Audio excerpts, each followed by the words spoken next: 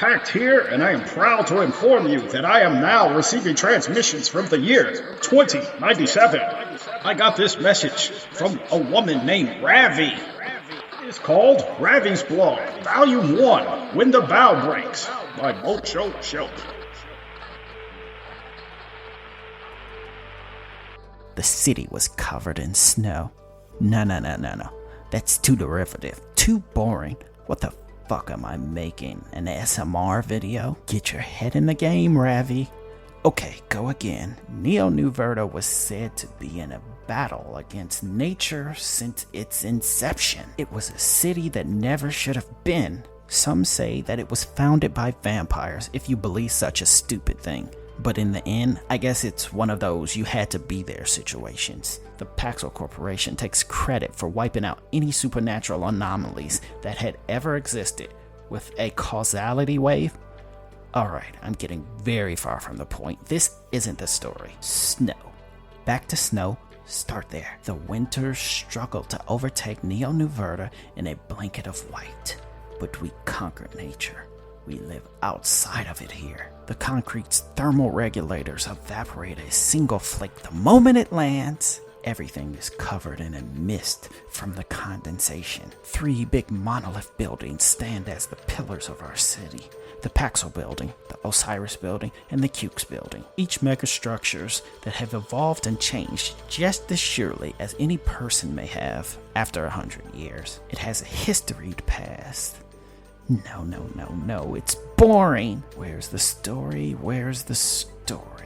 Am I raging against the world? Or am I just writing a piece jerking off the corpos of the city explaining how beautiful everything is?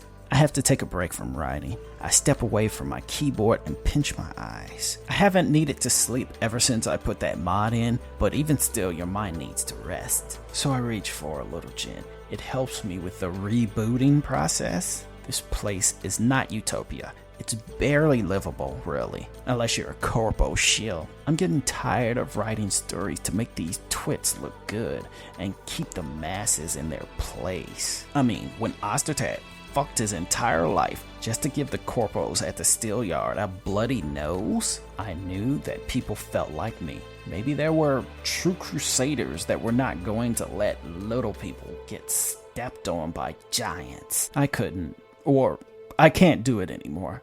I have to find them. I can't do this shit anymore. I can't perpetuate the tropes of this system to put its thumb on the little people so that corporations and personal interest groups can just divide up the world like the ancient explorers in some sort of techno Magna Carta. I've been doing my research in my off time and I actually amazed myself how far I've gotten up to now. I just keep thinking that some chromed up corpo henchman is gonna kick in my door and put a bullet in my head. Maybe I'm just too small now. Maybe if they just flatlined anyone that just looked into dissension, they'd only be doing that over running their corporations. You know, I really hope that's true, because if it is, that means there are way more of us than there will ever be of them that are bubbling with rage, waiting for someone to up and pop them.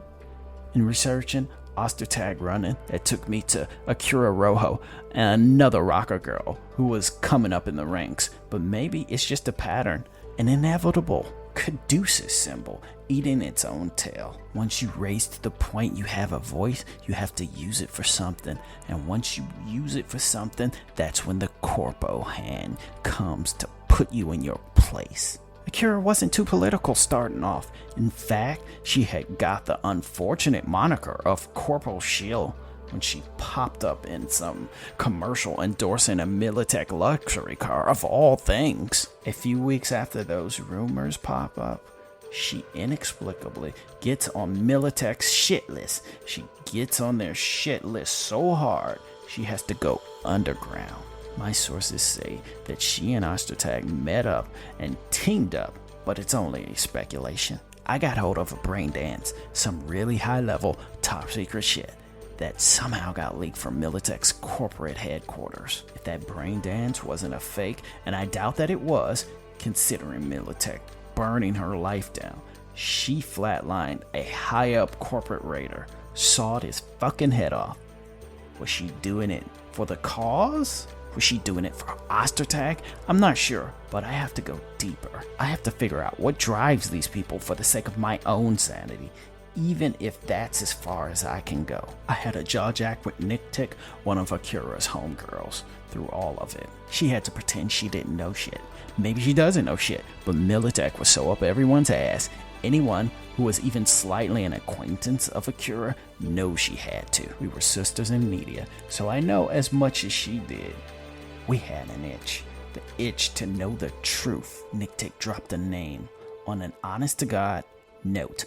A paper note. Something that couldn't leave a digital footprint. The name was Bough. Nothing else on it. I did a little digging and found out that this dude probably is a cop. It's hard to know. His files were all over the place. I couldn't tell if he was active or inactive. That must be the nature of that dude's job. He's an underground cop, a fairly good one too. He goes in so deep into the criminal underground, some of the twirling baton beat cops don't even know that he's wearing a badge. I got in close and at least found his surface record and moonlit as someone who was gonna talk about his retirement options or some such shit. It went over with the thick-headed Gestapo we call the NNVPD, but he clocked me, and that's why I can't right now. He's supposed to get in touch with me. I don't know what that means, but I think he clocked me.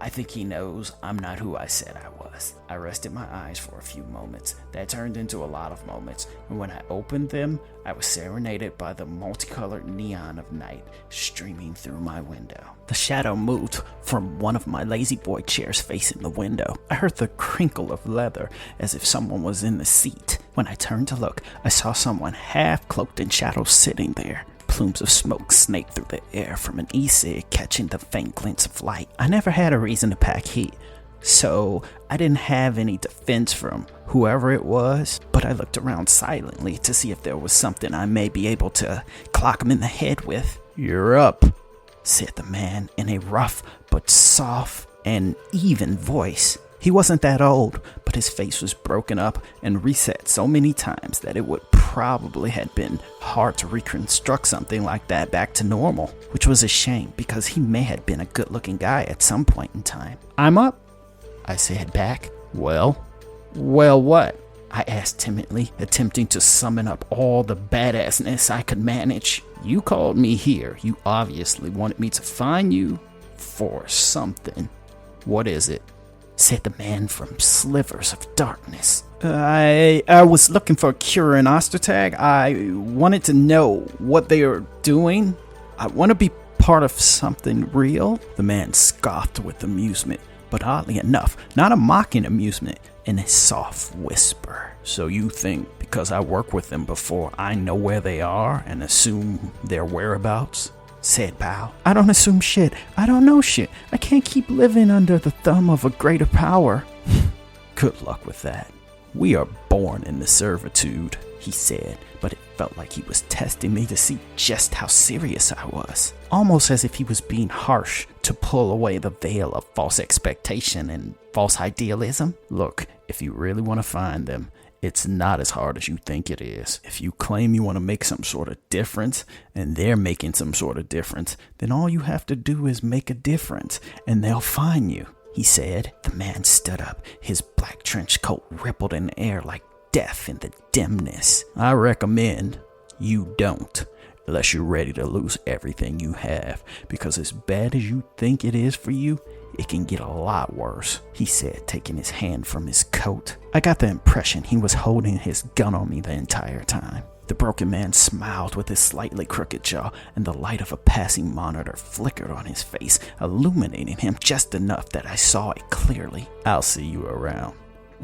Or maybe I won't. Either way, don't call me for anything less than life or death," he said, before disappearing through the door and closing it. I got up and locked the door, then leaned on it, overwhelmed with the notion some guy could have just did anything to me and I wasn't prepared for it. He did say one thing that stuck in my head though. If I wanted to find change makers, I had to be making the change so that our paths would cross. I stood up. I needed to get a gun.